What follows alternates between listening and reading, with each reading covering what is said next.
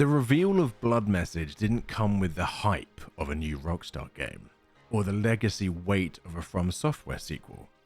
It arrived quietly, but with significant weight. Just another trailer from another Asian studio, tucked into the noise of a relatively busy release calendar. But for those paying attention, Blood Message wasn't just a game announcement. It was a warning shot. Here was a fully single-player cinematic adventure game set during the dying days of the Tang dynasty. A story about a father and son, forced to traverse thousands of miles across a war-torn empire just to deliver one message. Made by a studio that previously built a battle royale. Published by a Chinese giant most associated with mobile, and crafted with such visual fidelity, historical richness and emotional nuance that it looked like something Sony might have published in 2016. This wasn't a copy. It wasn't a clone. It was a signal. China is done catching up. And now they're making their move. And this move didn't begin with Blood Message, it's just the most recent and most deliberate example of what has been building quietly behind the scenes for years and years. Chinese studios are growing, evolving, consolidating talent and IP, and most critically, learning. Not just how to build games, but how to build global culture.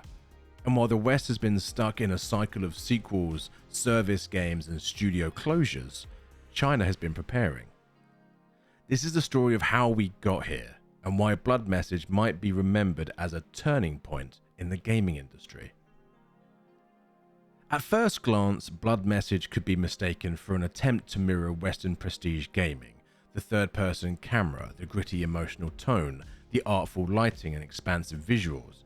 There's a hint of The Last of Us, a slice of Assassin's Creed, and the cinematic pacing of something like Ghost of Tsushima. But underneath the familiar surface is a game that feels distinctly its own. Developed by 24 Entertainment, the same team behind Naraka Bladepoint, Blood Message abandons the acrobatic combat and PvP chaos of their past entirely. Instead, it trades spectacle for sorrow. It focuses not on emperors or warriors, but on a nameless messenger and his child. It's about distance, duty, the weight of carrying something sacred when the world around you is collapsing. The emotional shift is what matters most, because for years Chinese studios were dismissed, fairly or not, as system-driven, monetization-focused, soulless factories. Games with gacha mechanics, mobile interfaces, and aggressive free-to-play economics. But this is something else. A studio taking its resources, talent, and cultural history and crafting a deeply personal narrative out of it. And in doing so, Blood Message becomes something more than a promising game. It becomes proof. Proof that China isn't just investing in games. It's investing in stories. Stories with weight, with risk, with emotional and historical complexity. And it's not happening in isolation. Over the last 5 years, while the West drowned itself in live service roadmaps and billion-dollar marketing campaigns, Chinese studios quietly rebuilt their image. It started arguably with Genshin Impact. What was laughed off at first as a Zelda clone quickly became one of the most successful games on the planet. Polished, narratively rich, and supported with near-obsessive detail. Genshin shattered the idea that Chinese studios couldn't make globally dominant games. And then came the acquisitions and investment, with Tencent investing and acquiring shares with Riot Games, Epic Games, Larian Studios, From Software, Krafton, Ubisoft, Activision Blizzard, Grinding Gear Games, Remedy, Leiyu Technologies, Inflection Games, Supercell, Platinum Games, Jaeger, Frontier Developments, Kakao, Paradox Interactive, Fatshark, Funcom, Sharkmob, and more. NetEase funding its own Western-themed studios in North America, and most recently, a bombshell. Tencent now holds a major stake in Ubisoft.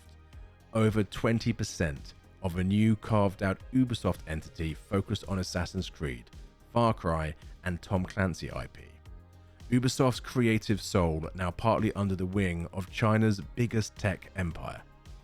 But here's what's wild. These aren't hostile takeovers. These are calculated partnerships. China doesn't want to blow up Western franchises. It wants to understand them, learn from them, absorb them, and then use that knowledge to build something new, something hybrid. Like Marvel Rivals, a NetEase shooter built in Unreal Engine 5 with Marvel IP, Overwatch-style class systems, and a carefully created voice chat filters to dodge political backlash.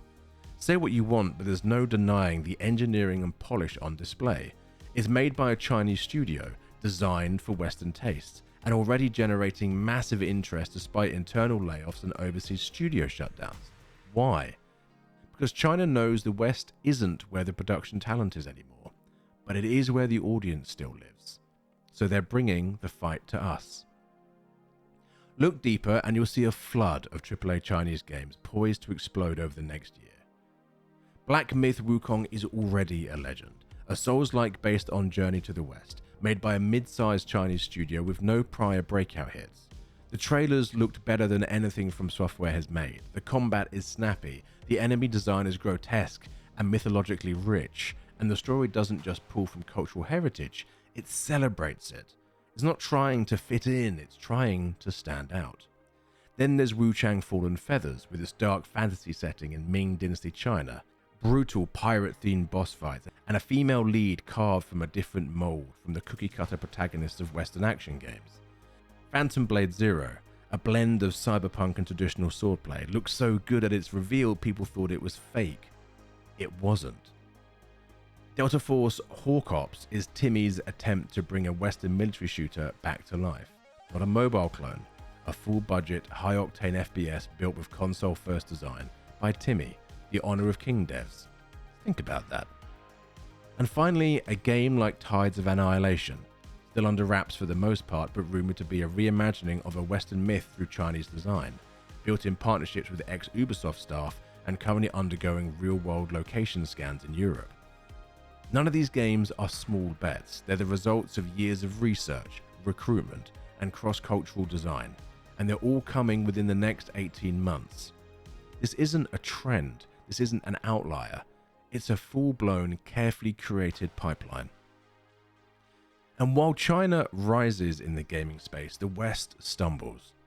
Ubisoft is still clinging to bloated open worlds. EA is folding smaller teams and chasing the Apex FIFA gold rush. Activision Blizzard's main output last year was a free-to-play expansion for Warzone. Even studios that once stood for something, like Naughty Dog or BioWare, are either scaling down or becoming shadows of their former selves. Why? Because Western publishers are terrified of risk. The budgets are too high, the stakes are too large. So instead of experimentation, we get repetition. And while we recycle Assassin's Creed again and again and again, China is building Wukong, Blood Message, Phantom Blade, original IP, cultural specificity, and AAA ambition all wrapped into one very neat package. Even the layoffs tell the story. While Western studios collapse under the weight of shareholder demands, Chinese companies are consolidating. Yes, they've shut down some overseas interests and teams, but the reason, they don't need them anymore. The talent is at home, the tools are local, the stories increasingly are theirs to tell and ours to hear. The West is stuck and China is moving, and soon the only real difference between the two won't be quality, it'll be who's still willing to take creative risks.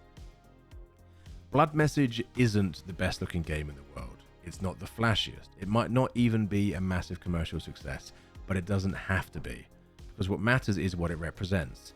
A pivot, a signal, a single game carrying the weight of a studio's ambition, a publisher's strategy, and a nation's growing creative confidence, carried across deserts, battles, and centuries, not unlike the story that it tells.